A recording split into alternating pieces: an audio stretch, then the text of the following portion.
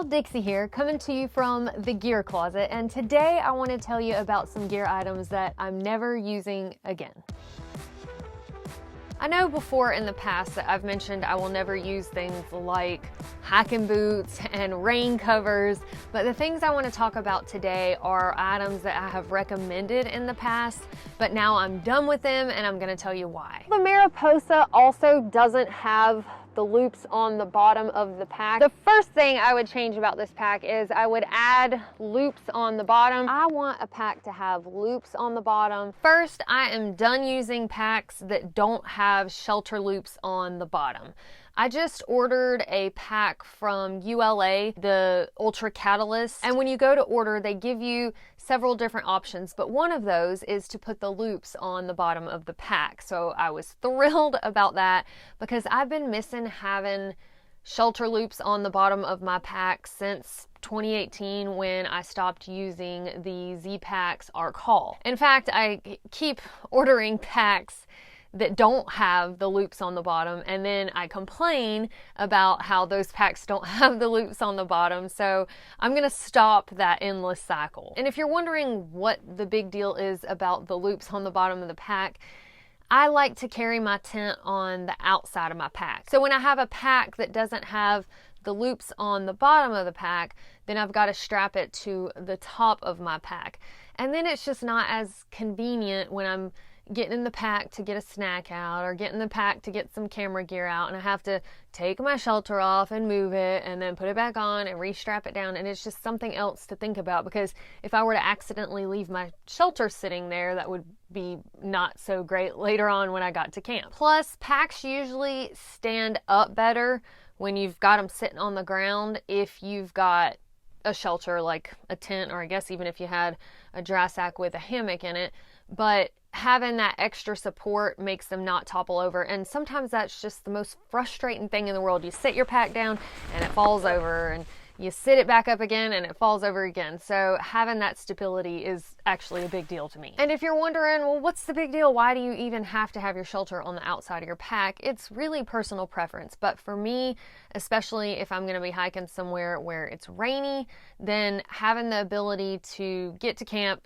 sit my pack down, take my stuff sack with my shelter in it off the pack, put my tent up, and then throw my pack in the tent without ever having to open my pack to then potentially have all my stuff get rained in. And yes, I use redundancies with pack liners and dry sacks and stuff like that, but I just prefer to not have to tempt fate and open my pack until I'm in my shelter where it's pretty much dry. The same thing is true when you pack up to leave in the morning. If it's still raining or if it started raining overnight, you can pack all of your belongings inside your pack, roll it down, make sure everything's good and waterproofed, and then throw your pack outside your tent, pack up the tent, and put it on the outside of the pack. And then in that instance, you've got a wet shelter that's now hopefully draining on the outside of your pack instead of on the inside of it. Next is shorts.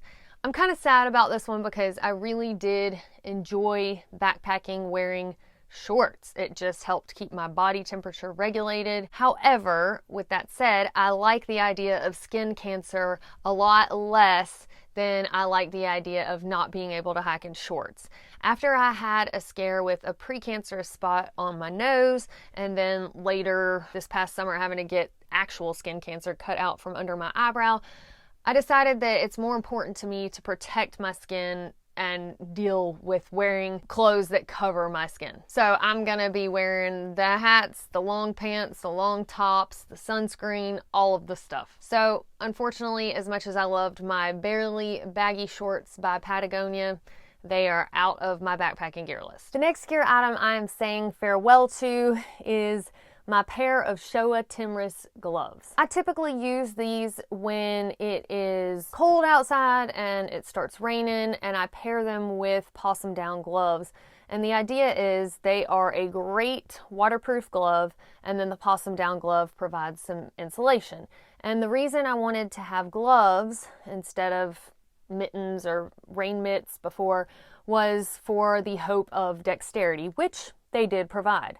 And I first heard about these from a review that Andrew Skirka had done, who obviously had good luck with keeping his hands warm with these gloves. But for myself, I am a very cold-natured person, so while I have gotten the dexterity and the gloves have truly kept my hands dry, I still find my fingertips getting cold, and I've even tried putting hand warmers in the palm part of my possum down gloves, or even between the rain gloves and the possum down glove, and it's just not enough to keep my fingertips warm. So therefore, I am willing to give up the dexterity, and I'm going to move on to rain mitts to hopefully have better luck with keeping my hands warm. But again, if you are not a cold-natured person, then you might find out that the Showa Temres gloves do actually work well for you.